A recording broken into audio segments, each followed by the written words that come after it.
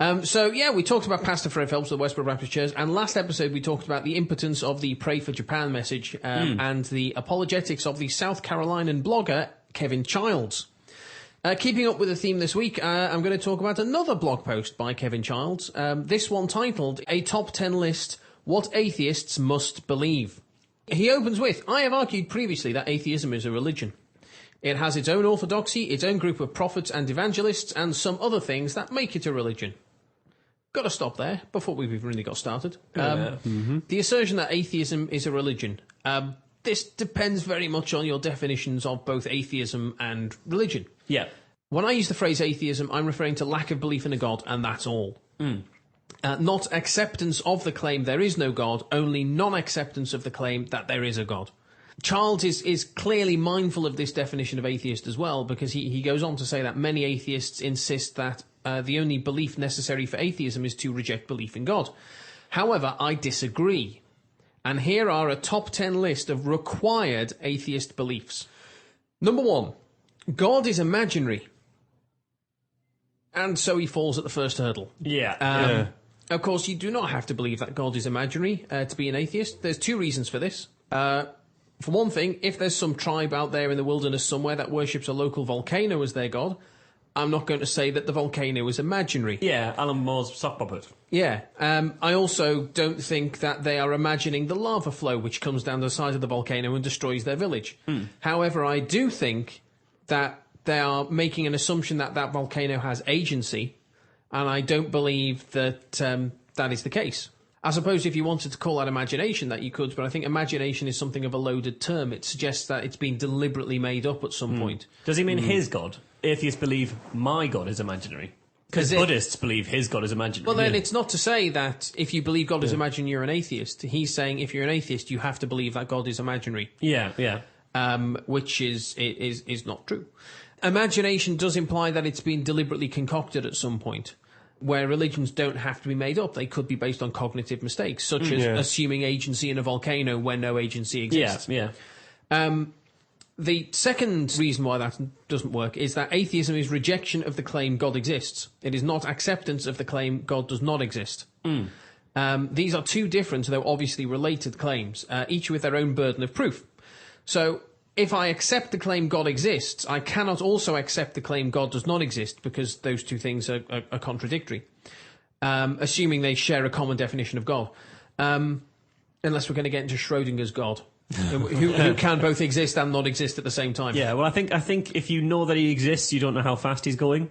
That's true. Yeah. That is true. Oh, but you always know how fast God... that's brilliant. You always know how fast God is going, because he goes at God's speed. You never know his position. You never know where he is. Yeah. We just proved God via quantum physics. So, if I accept the claim that God exists, I therefore have to reject the claim God does not exist. If I accept the claim God does not exist, I therefore have to reject the claim that God does exist. However, I could also reject both claims.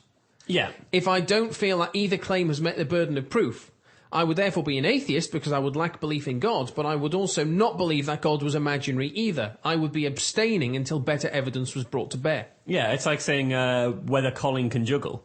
Just because you don't believe Colin can juggle doesn't mean you believe Colin can't juggle. Exactly, and vice versa. You just don't know whether he can juggle or not. Charles goes on to criticise the view that God is imaginary with a string of logical fallacies. Obviously.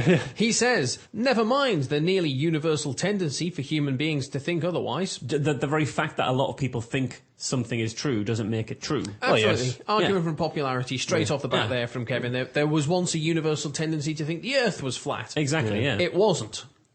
Charles says, never mind the sense of the transcendent in the heart of almost everyone. Which is the follow-up to the Sex Pistols, Never Mind the Bollocks. Yes. It was a very pretentious follow-up. I'd actually respond to that claim if I had the faintest idea what a sense of the transcendent was. I know, I was just thinking that, yeah. He says, physical hunger corresponds to the reality of food.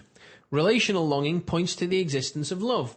But that sense of the divine and hunger for something greater in life is imaginary, in air quotes. Yeah. You know what I want? A jetpack.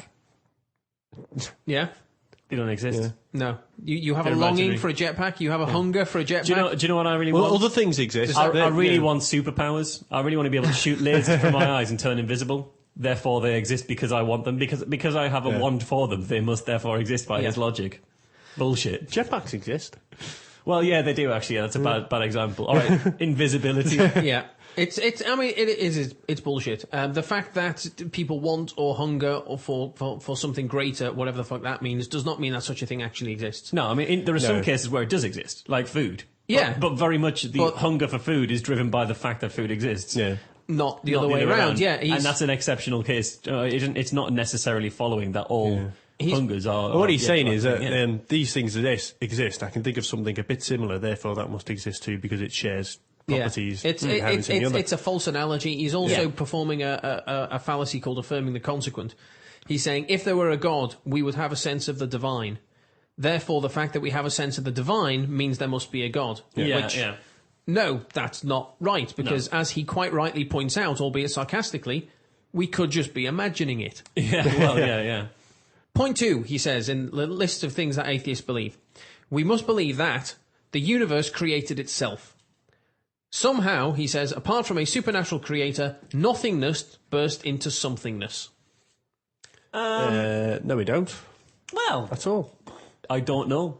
Which is a perfectly legitimate answer. I don't specifically believe that nothingness came into somethingness.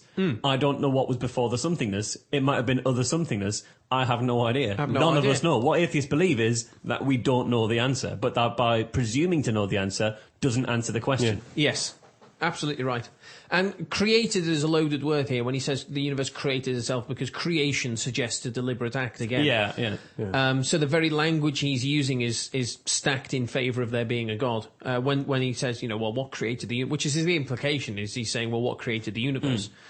Again, this has nothing whatsoever to do with atheism or the existence of God. I could, for example, believe that a space station from the future created the universe. When a botched attempt at time travel landed them 14 billion years in the past and their arrival triggered the Big Bang. Now, I'm not saying I do believe that, of course, or that there is good reason to believe that, but somebody could believe that to be the case and be an atheist. Yes. They are not required to believe the universe created itself. They could believe that the universe was created by, dimension-hopping aliens. So it is not inconsistent with atheism to believe that the universe was created, because you could believe that the universe was created by something other than a god. Child says, Stephen Hawking recently wrote a book explaining how nothing could become something because of gravity and quantum physics. But references to quantum theory, antimatter or vacuums, or gravity cannot explain how nothing becomes something. Did he misread the book? It's a fucking brilliant sentence. He goes, Stephen Hawking says this, but what he's failing to realise is... He's wrong. He's wrong. I'll look forward to seeing you getting awarded the fucking Nobel Prize for that one. He says, there is no gravity or anything else in nothing. There is nothing except nothing in nothing. Oh my God. Which is kind of Rumsfeldian. Or Dr. Seuss. I'm not sure how Childs exactly knows this, because we have never observed a nothing to find out. Even deep space, the deepest reaches of space, is a seething mass of virtual particles. There is space. There is actually, the fabric of space. There is time there. There may, in fact, be no such thing as nothing. Certainly, we've never encountered nothing. It's never been observed by science. This sounds like a minefield of double negatives. You know what? We never encountered nothing. That child, he don't know nothing. Charles also seems to be assuming that before the universe there was nothing, which we have no reason to think that that's the case. Exactly. Why assume nothing should be the default state? Especially when it hasn't been so far. Especially as we don't even know that nothing could exist. Yeah. Why would we therefore assume that this thing that we don't even know exists is the default state of the universe, and something has to intervene to make it a something?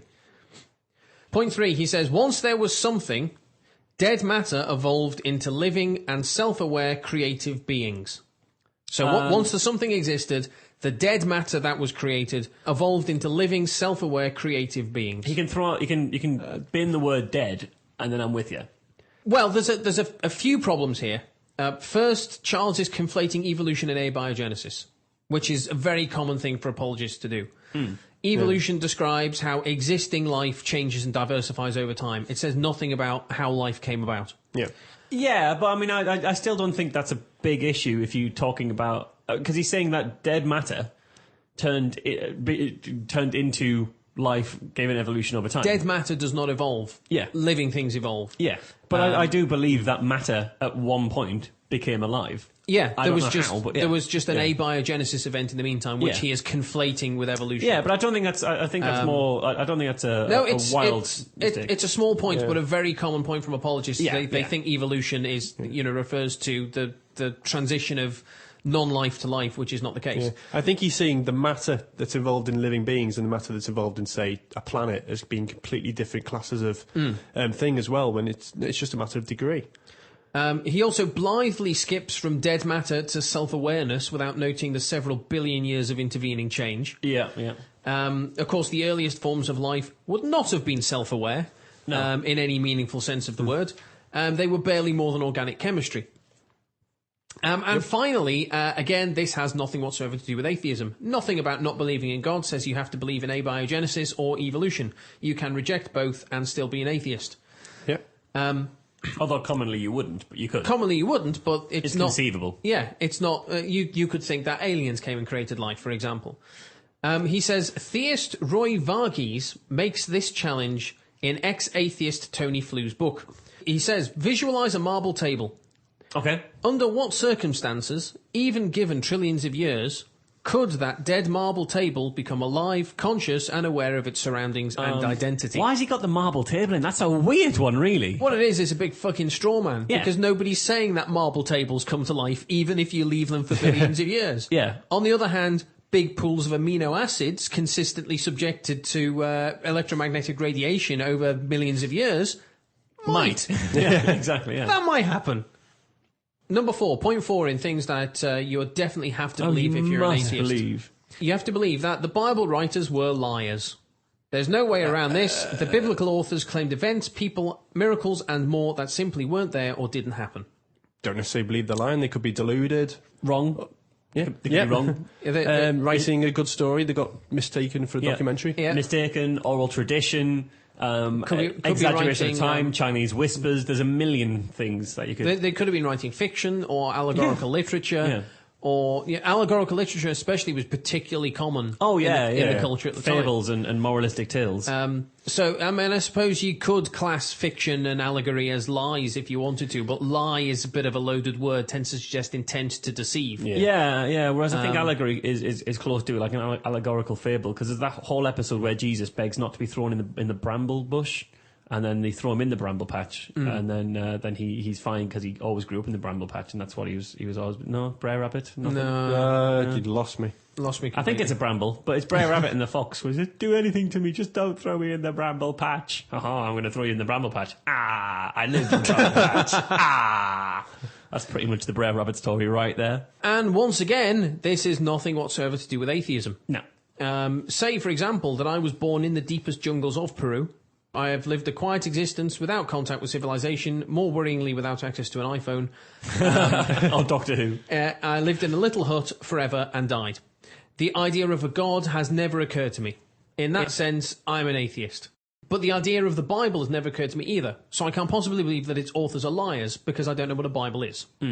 So I'm an atheist, and I do not believe that the Bible writers were liars. Yep. Point 5. You have to believe that there is no such thing as morality. Fuck off! Says the man who says it was good that Japan got tsunami. So God can glorify himself. He says if the world is nothing but matter, then morality is only what matter can provide. Morality, therefore, is merely a convenient and ever-morphing human construct. Now... Yes. It is convenient, ever-morphing human construct. Yeah. But that's not a bad thing. It's not a bad thing. It's also a self-contradictory point, because in the first sentence he says morality doesn't exist, and in the second sentence he says it does exist, but it's a human construct. It's like, well, which one is it then? Again, belief that morality is relative is not a requirement of atheism. No. You could be an atheist and believe that moral is absolutely dictated by another mortal being. Justin Bieber. Point 6. Yeah. There is no such thing as love. What? In a purely material universe, love must be understood as nothing more than a sentimentalized chemical reaction.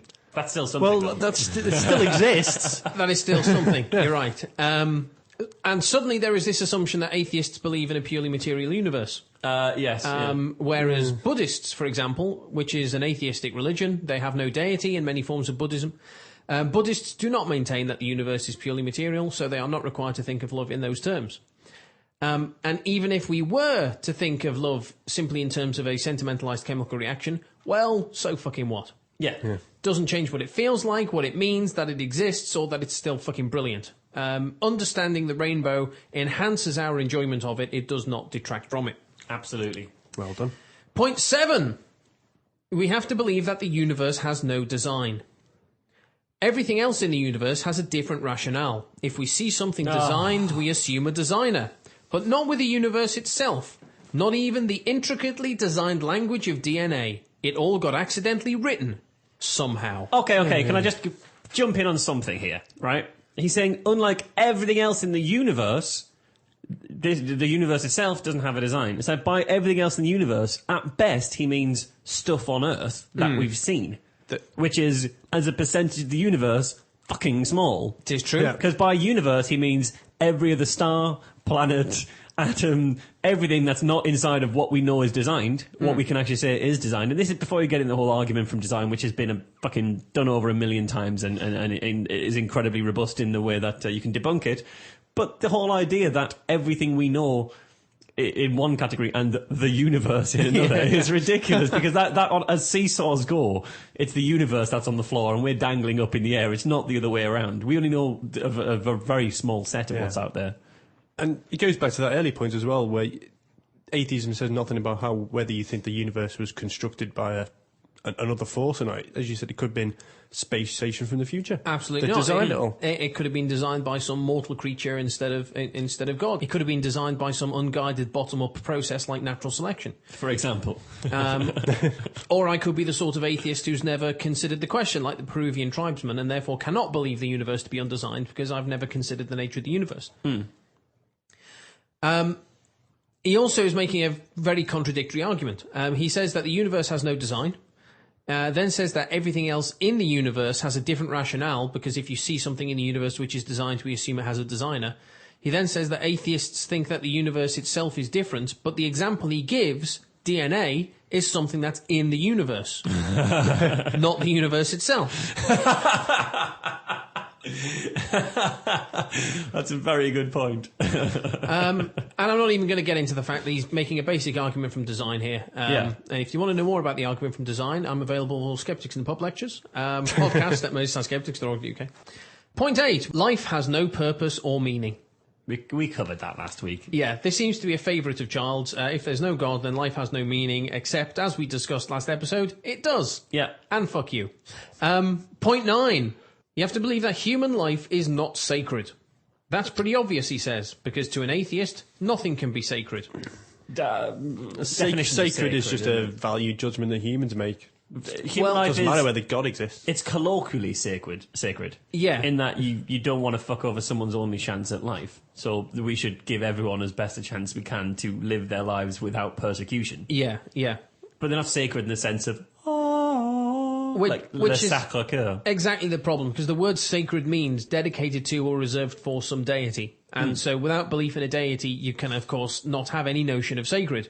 But even then, it doesn't mean that all atheists are required to believe that human life is not sacred. Because of the way Charles has structured his article, he is asserting a positive belief that atheists must possess.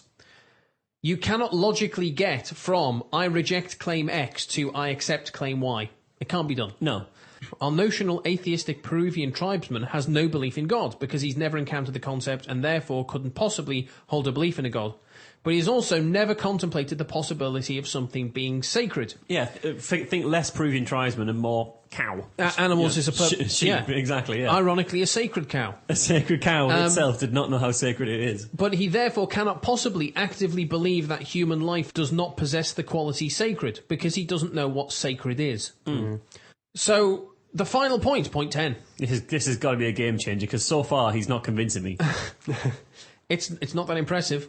He says, you have to believe that Jesus was crazy or dishonest. He's making the same point as he did for the Bible writers, essentially, in that, you could just believe he's wrong, deluded, oral tradition, exaggerated, etc. Yeah. You could also believe he didn't exist, or if he did, he didn't do any of the stuff that it was reported of him. You could believe he's an amalgamation of multiple myths built up over time and passed down over many different cultures. You could believe all sorts of things without having to put down crazy, and you can still believe he's crazy, and that doesn't affect whether there's a God or not. He's got this argument from C.S. Lewis. I see. C.S. Lewis put this argument forward, known as the liar, lunatic, or Lord argument, which C.S. Lewis put forward in a BBC radio broadcast, actually, and then they did that a few times and subsequently went on to write a book about it. Lewis suggested that either Jesus was making it up when he said he was the Son of God, or he really thought he was the Son of God, but he wasn't, he was just crazy, or that he actually was the Son of God. So it's the liar, lunatic, or Lord thing. But ultimately, it's a false dilemma, as you said, or a false trilemma in this case. Yeah. There are other possibilities beyond those three, such as legend. Legend is a possibility. Jesus wasn't a god, or crazy, or a liar. He was fiction. Yeah. Or maybe Jesus wasn't God, or crazy, or a liar, or fictional, but the words and deeds attributed to him by the Bible never happened. He didn't do and say those things. He actually led a completely different life. And of course, once again, atheism has nothing to say on the subject of Jesus. No. Our Peruvian tribesman has no opinion on Jesus because he's never heard of him, so you can't possibly think he was crazy or that he was a liar. But even if C.S. Lewis was right, and he wasn't, about liar, lunatic, or Lord, and even assuming that Charles is right, and he isn't, about how being an atheist means you have to reject Lord as an option, so you're left with crazy or dishonest. That makes Jesus a liar or lunatic. Well, so fucking what if atheists believe that? Who cares? Yeah. I have no interest in Jesus in the slightest. I don't believe anything about him. I don't really give a shit about it. Charles ends the piece with a fairly familiar piece of shtick. His piece on Japan included the phrase, there are many difficulties in explaining tragedy from a Christian worldview, but there are just as many problems from an atheistic one. No. This article finishes with, theism has a lot of questions which it must answer to be true. Biblical Christianity has even more, and sometimes has done an inadequate job of providing them. But atheism has its own beliefs to defend, and honestly, I haven't found anybody adequately able to do so. So he seems to enjoy playing this false humility card of, there are tough questions, but your questions are tougher, so we must be right. In fact, atheism does not imply any beliefs. You cannot, given the knowledge that someone has rejected the God claim, deduce anything about what they actually do believe. All it tells you is that, one thing about what they don't believe. You can infer things about what they believe. You can infer if someone's an atheist, they probably accept evolution is true. But you cannot deduce. You cannot know for sure. You can make educated guesses, but you cannot know for sure what somebody believes, given the information that this person does not accept the claim that God exists. Ultimately, this is one big fat straw man from Charles. He paints a picture of an atheist who I do not actually believe exists. Yeah. And if this atheist did exist, I'd be as happy as the next guy to have a few choice words with him about his bullshit beliefs.